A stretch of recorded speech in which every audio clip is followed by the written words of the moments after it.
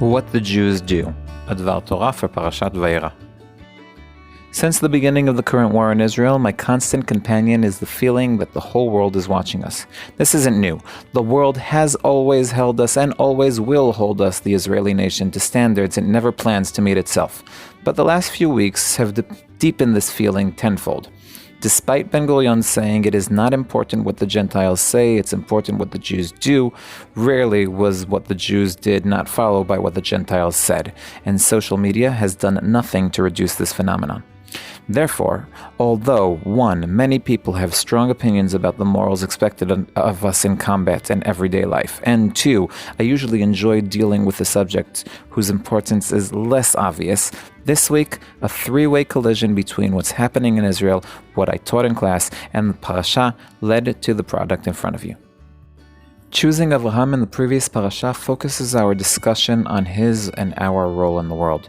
There's no explanation, no clear introduction to the command, go forth from your land and from your family and from your father's house to the land that I will show you. The previous verses don't say anything more about Avraham than a few technical details, so it's not really clear what God saw in Avraham that would justify choosing him.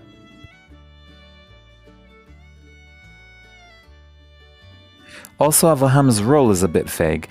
He has to go to the land God tells him, but why? It's difficult to say that his role is written in verses 2 and 3 because they refer to things that will happen to Avraham.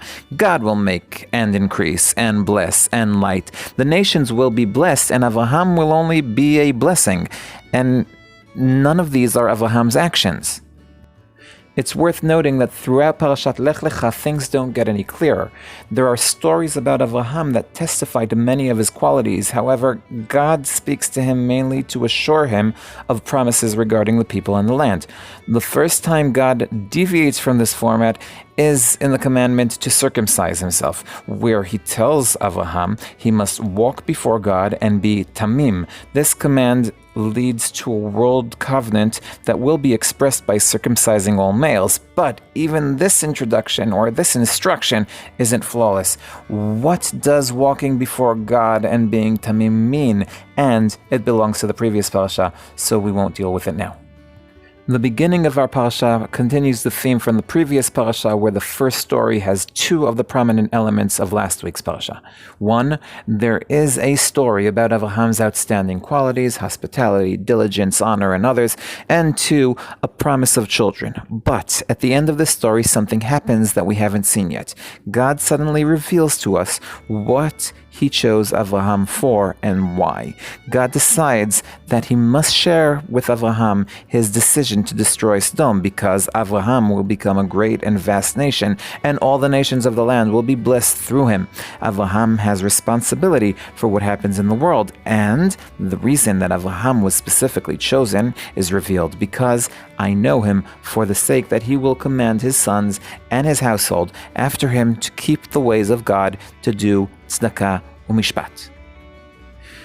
It's clear from the verses that Avraham takes his role seriously. Not only is his decision to protect the inhabitants of Sodom impressive, but also how he chooses to do so. Avraham doesn't ask God to forgive them. He asks God to meet the same standards he, Avraham, will instill in his children. Perhaps there are 50 tzaddikim, tzedakah. God forbid, will you kill a tzaddik with a rasha? Will not the shofet of all the earth do mishpat? Obviously, many things need to be clarified. Did, as Rashi understood in the verses, Avraham intervene because it was his obligation to humanity? Or did he want to save his brother's son, as Ibn Ezra says? What are tzedakah and mishpat? Why does the presence of tzaddikim save the city? Why 50, 45, 40, 30, 20, and 10? What do universality and family norms have to do with each other? Each of these questions and many others require an in-depth investigation that has been going on for thousands of years. Since the outbreak of the war, once again, the eyes of the world are on our little corner of God-given soil, and again, the nations ask us, what are you trying to say? They examine our every step with a magnifying glass and expect us to meet moral standards, and they are right. After all, we are the house of Avraham, who must do tzedakah and mishpat. On the other hand, they are mistaken in thinking that we should be measured by their moral standards.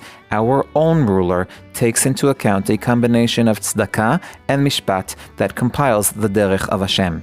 This is, after all, why God chose Avraham.